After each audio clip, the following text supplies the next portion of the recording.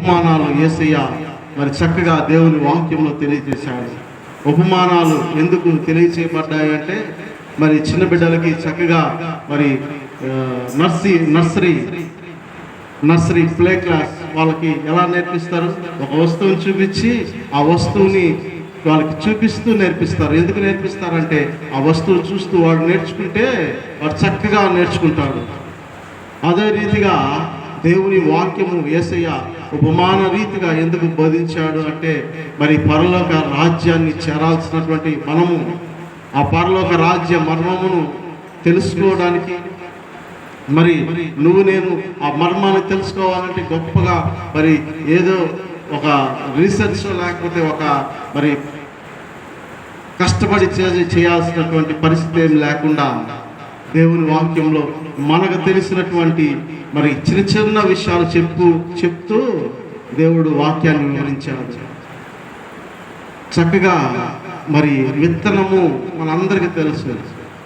ఆ విత్తనము చల్లుకుంటూ వెళ్తూ ఉంటుండగా కొన్ని త్రోవ పక్కన పడ్డాయి, కొన్ని రాతి నేల మీద పడ్డాయి, కొన్ని ముండ్ల పొదలలో పడ్డాయి, కొన్ని మంచి నేల మీద పడ్డాయి. మంచి నేల మీద పడినటువంటి ఆ విత్తనము ఫలించి నూరంతల ఫలితాన్ని అందించింది.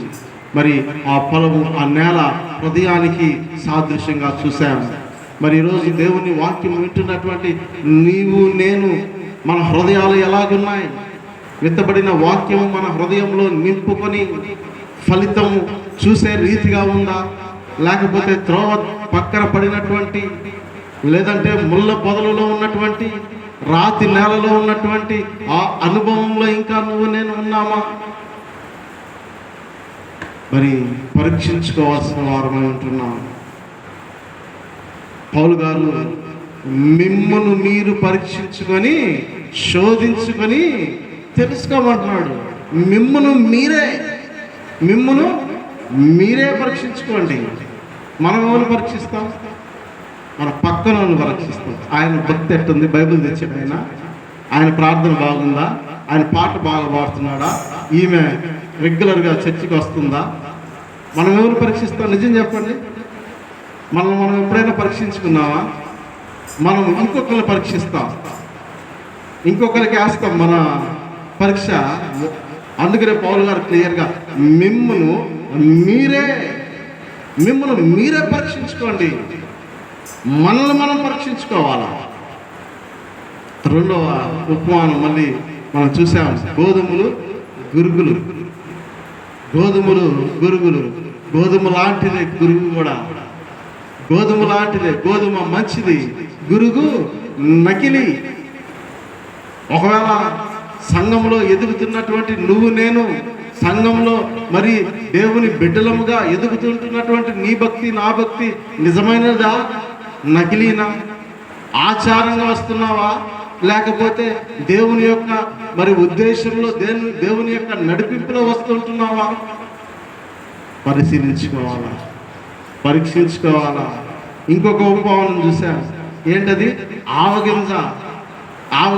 ఉదయం లేచిన దగ్గర నుంచి మన ఆహారంలో అది లేనిదే మనకు తెలియంది కాదు. అది ఆవగింజ. ఆవాలంటాం.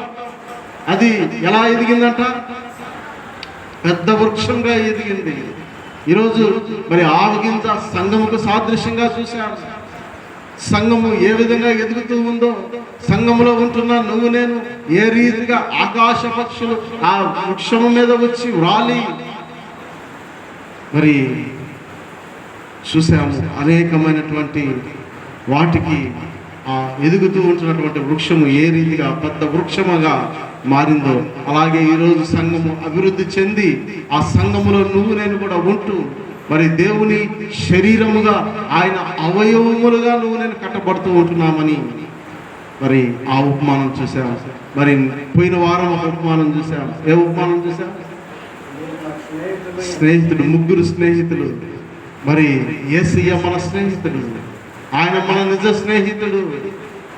మరి ఏ రీతిగా ప్రార్థన చేయాలో చెప్పడానికి చెప్పబడినటువంటి ఉపమానం అది. మన ప్రార్థన ఎలాగుండాలా? ఈ వారంలో ఎంతమంది మరి పోయిన వారం నేర్చుకున్నట్టు సిగ్గుమాలినటువంటి మాటికి చేయవలసినటువంటి గుండెలు బాదుకుంటూ చేయవలసినటువంటి ప్రార్థన ఎంతమంది చేశారు? చేయలేదు. ఎవరు? అందరు సిగ్గుమాలి అడిగారా దేవుణ్ణి? అడిగారా? సిగ్గుమాలి మాటికి అడిగారా? చూడండి, దేవుడు మనకు నేర్పిస్తూ ఉంటున్నాడు. ఈరోజు మరి ఒక ఉపమానం. లైక్ చేసి ఛానల్ని సపోర్ట్ చేయండి. చాలా మంది వీడియోస్ చూస్తున్నారు కానీ లైక్ చేయట్లేదు. మీరు ఇచ్చేటువంటి ఒక చిన్న లైక్ చాలా ఎంకరేజింగ్ అండ్ మోటివేటింగ్గా ఉంటుంది. కాబట్టి లైక్ చేసి మీ ఫ్రెండ్స్కి అయితే షేర్ చేయండి. ఫస్ట్ టైం మన ఛానల్ని విజిట్ చేస్తే సబ్స్క్రైబ్ చేసుకొని బెల్ సింబల్ని యాక్టివేట్ చేసుకోండి.